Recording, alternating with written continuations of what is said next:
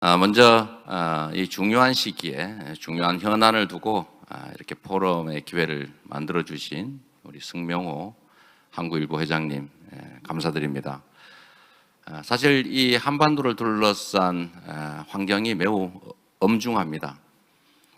아까 아나운서께서 말씀하셨지만 한국과 일본의 관계는 정말 가깝고도 먼 그런 관계인데 점점 멀어져 가고 있는 이 현실이 매우 안타깝습니다.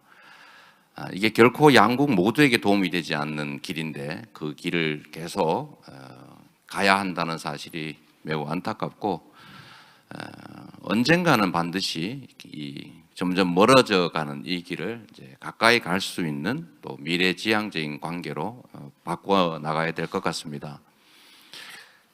저는 국가가 하는 외교에 있어서 가장 중요한 원칙은 국민을 중심에 두고 또 실용적으로 해야 된다라고 생각합니다. 당연히 각 국가들은 국제관계를 규율하는 국제법이라고 하는 게 있긴 하지만 실제로는 현실적 이익에 따라 움직이는 것이기 때문에 어제의 적이 오늘의 우방이 되기도 하고 오늘의 우방이 언제 적으로 돌변할지 모르는 이 상황에서 중심을 잃지 않고 국익 중심의 사고를 또 균형적인 사고를 해야 된다라고 생각합니다. 저는 한일 관계에 대해서 많은 논란들이 있지만 이 두 가지 점은 분명히 해야 된다고 생각합니다.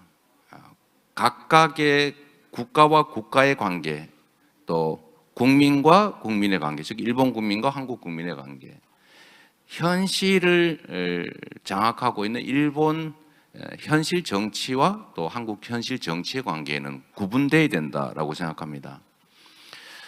그래서 역사 문제라든지 또는 영토 문제와 같은 이런 주제들은 단호해야 되겠죠.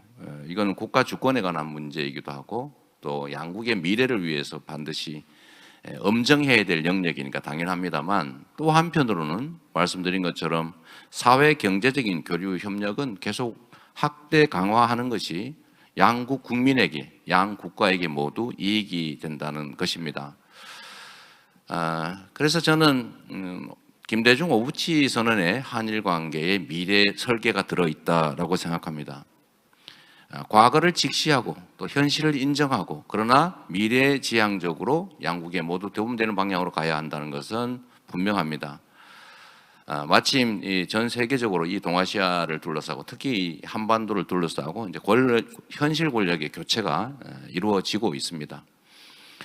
이제는 국가의 이익 그리고 국민의 더 나은 삶을 위해서 현실 정치 권력들이 조금 더 양보하고 인정할 건 인정하는 토대 위에서 정말로 미래지향적인 새로운 관계를 맺어 나가야 된다라고 생각합니다.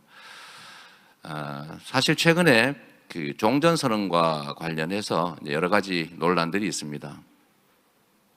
이 한반도의 전쟁 상태는 계속되고 있습니다. 정전 중인 것이죠.